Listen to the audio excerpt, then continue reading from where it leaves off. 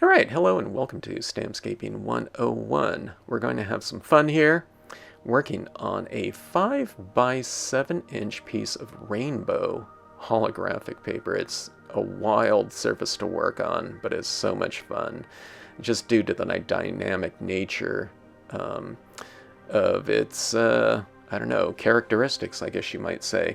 Alright, so I'm trying to add in these light beams, and I've only done this type of thing on the rainbow holographic, I think maybe once or twice before, and I hadn't done it for a while, but I wanted to try it again. And I don't know, these types of processes like this, a lot of times when I do it in videos, it might be for the first time ever, and then I might not do it again, so sometimes I, tend to forget how I did it, but I'm just trying to figure it out here. I did watch a video of mine, the intro part of it, to kind of get my bearings on this, but I don't know, it was just so much fun looking. I thought I should try that again, but I wanted to do it in a live stream, so sometimes doing things in a live stream, it makes it more real to people, as they can, I don't know, they can ask questions and interact during the entire process, which is so much fun for me. Okay, so I'm adding these beams like that, and I am blocking off a lot of the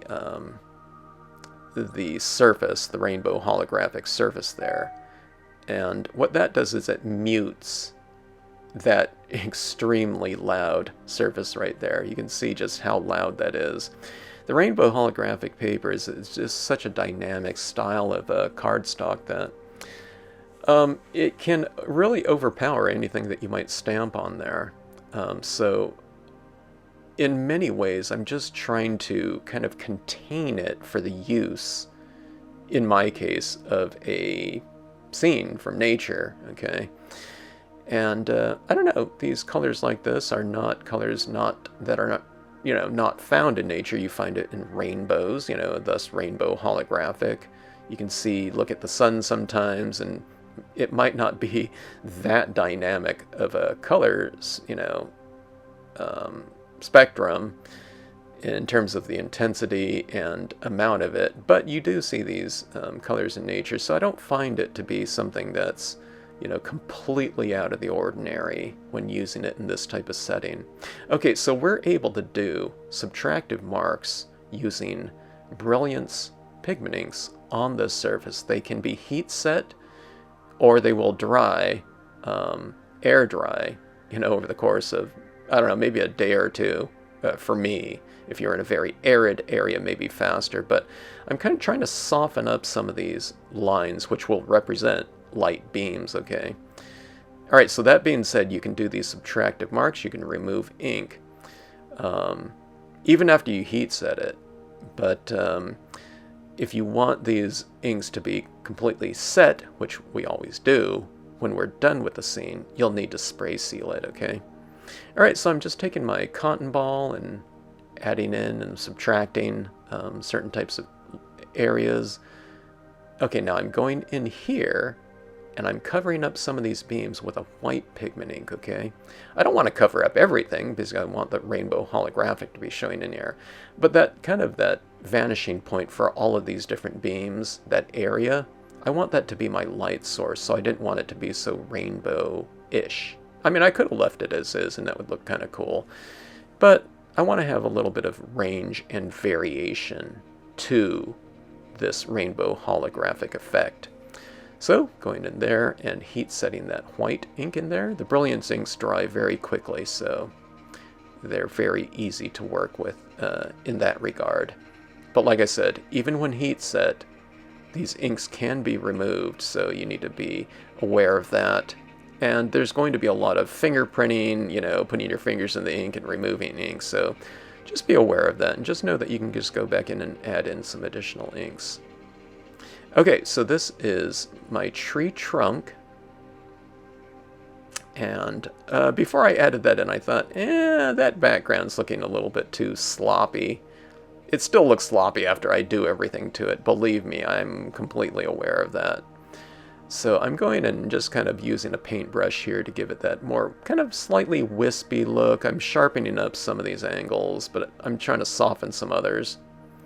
So I'm just taking this dry paintbrush and just kind of going back into it. It almost feels like I'm kind of wiping off, I don't know, like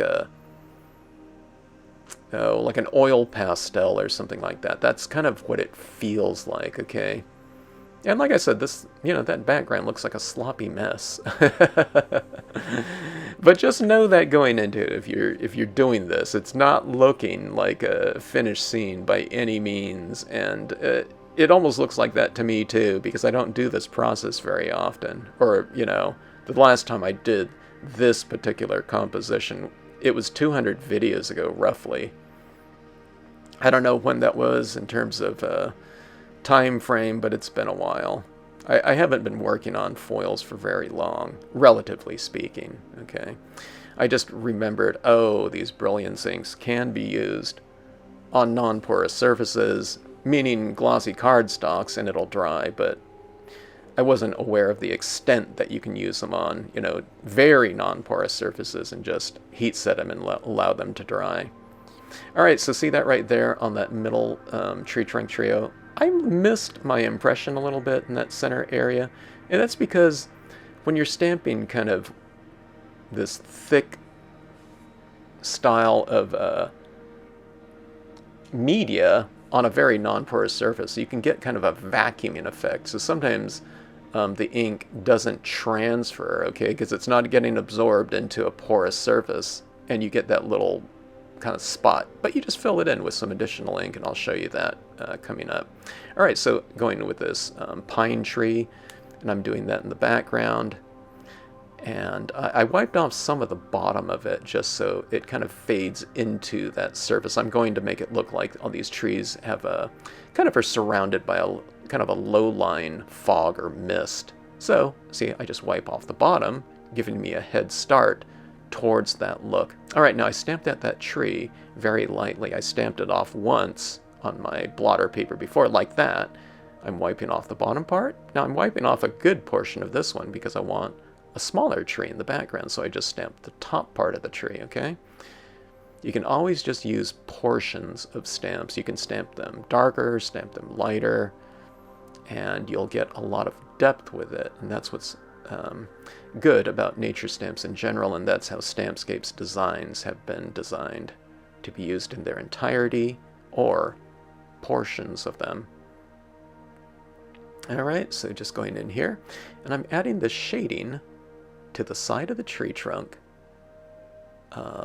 that's away from the light. So the dark side of the tree trunk is the shaded side away from the light source, okay? So trees on the right get right side shading. The one tree trunk to the left of the light gets left side shaded, okay? And I'll be adding in some highlights or some lighting onto those trees as well, so it will be on the opposite side of the tree, okay? Alright, so I'm doing some ground shadows here. Now you can see I'm going up to right to that vanishing point up in the sky that I've been using for all of these lines. Now see this area right here, I didn't like that area of darkness like that now that I had the tree trunks in there, so I'm just going in with the cotton ball and I'm wiping that ink off, thus revealing, you know, the surface of the cardstock again. See, it's kind of like a little bit of a smudgy looking, like I said, it feels like an oil pastel or something like that. But you can remove ink and media after it's been applied, just as long as you haven't spray sealed it. And I spray seal my things with a Krylon. Okay, so I'm getting my angle for the shadow on the ground. And I try to vary that shadow a little bit, you know, have a little bit darker in one area and a little bit lighter in another. So see, once I get that line kind of added in there for that shadow, I'll try to soften it up. And, you know, it's one thing with the these types of inks here, it allows you to go and remove. So see, I'm just taking a Q-tip and I'm adding a little bit of a highlight on the side of the tree facing the light. I might do a little subtractive mark, and then I might add a little bit of black tone back into it, okay? So you can just kind of keep working it like that. All right, now this is a scratch knife right here. You can use a little pin or something like that. And I'm going to add in some subtractive highlights into the scene, onto the trees specifically here. So I'm just going in and removing some of that black ink. Like I said, it's still wet, but even if it was dry, you can still remove it on this surface, okay? Now when you spray seal these, then all your inks are set, no problem, okay? But it's certainly fun to kind of manipulate while it's still exposed. Okay, now I'm going back in with my sedge filler, filling in some more texture in there, like so. Seems kind of starting to come together. There's a lot of unresolved areas in it still, but, you know, we add in our additional things in there, and all's well. Sometimes it's hard to tell, you know, when something's coming together, and it looks like, oh my gosh, you know, this looks kind of crazy. Okay, now I see I stamped this clean stamp of the Tiny Rock Small into that wet ink over there, and I get a subtractive lifting of media. So you're doing this like ink removal process, which is really fun to do. And now I'm going into the light area with some black rocks like that. But look at that little yin-yang type of thing going on between the shadows and light. It really brings balance, I think, kind of a textural balance into that area, having some rocks that are light and some impressions of those same rocks that are dark.